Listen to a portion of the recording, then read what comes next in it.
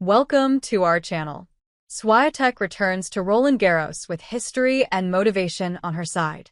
Iga Swiatek's first social post from Roland Garros this year was a wonderfully efficient combination of work and pleasure, jamming on the bike at the gym, watching Desperate Housewives. "I miss Jean Bowen courts so much," Swiatek wrote. "Great to be here again." There were also photos of her in the locker room at the 11-court practice facility, as well as a tasty-looking al fresco lunch. The City of Light is fully in bloom, but the 23-year-old from Poland won't be visiting the tourist spots: Notre Dame Cathedral, the Gardens of the Tuileries, the high-end shops along Avenue George V, or the charming banks of the River Seine. She has some urgent business to attend to.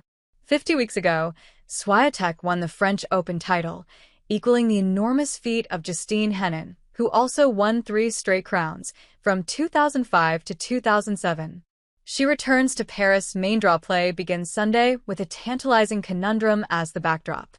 Swiatek, working on a 21-match winning streak, hasn't lost a match at this tournament in nearly 4 years. And yet questions swirl around the 4-time Roland Garros champion.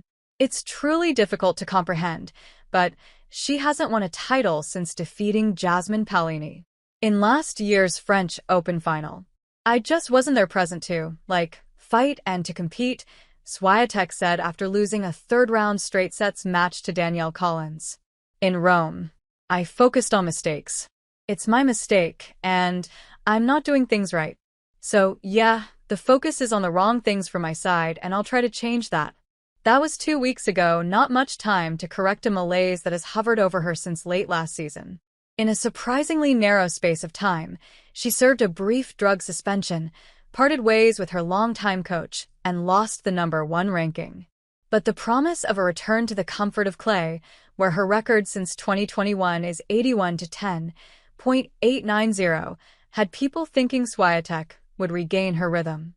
She won the Stuttgart title in 2022 and 2023, but fell for the 6th straight time to Jelena Ostapenko. 6-3, 3-6, 6-2 in the quarterfinals. In Madrid, where she was the defending champion, there was a demoralizing 6-1, 6-1 loss to Coco Gauff. In the semi-finals, the 3-time Rome champion didn't make it to the round of 16.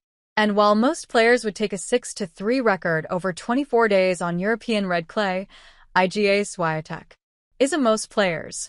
Given recent form, you can make a reasonable case that Jasmine Paolini, Aryna Sabalenka, Gauff, Mira Andreeva, and Zheng Qinwen all have as good a chance to win this year in Paris. After exiting in Madrid, Swiatek seemed baffled.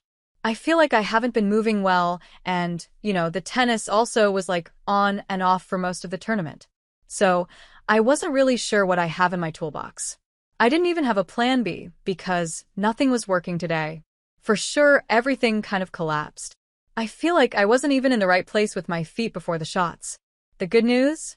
For a solid week now, Swiatek has been practicing and working out at Roland Garros, where she has been all but invincible. In 6 appearances, she's compiled a sterling 35-2 record and won 4 titles. Her idol, Rafael Nadal, posted eerily similar numbers in his first 6 outings in Paris: 38-1 with 5 titles. No one, least of all Swiatek, would suggest she's on the path to Nadal's 14 titles at Roland Garros, the most of any player at any Grand Slam, but this comparison early in the curve underlines just how terrific Swiatek has been. Perhaps she'll be inspired by the Court Philippe Chatrier tribute ceremony the French Tennis Federation has planned for Nadal, who played his final match there last year. Or moved by the banners that represent her titles. Or channel the feeling of running through a 128-player field without a misstep ×4. "My head kind of remembers the good stuff," Swiatek said in Rome. "Sometimes I'm on court, I feel like I'm going to play this loopy forehand there, my great backhand there. I kind of assume it's going to go in, and then I make mistakes. It's not the same, I'm confused. That's why every tournament and every year is different. But still, I feel like with the way sometimes I've been playing, I feel like I'm doing good results. I'm close to doing a little bit more. I just need to push a little bit more, and not let my thoughts go around like this."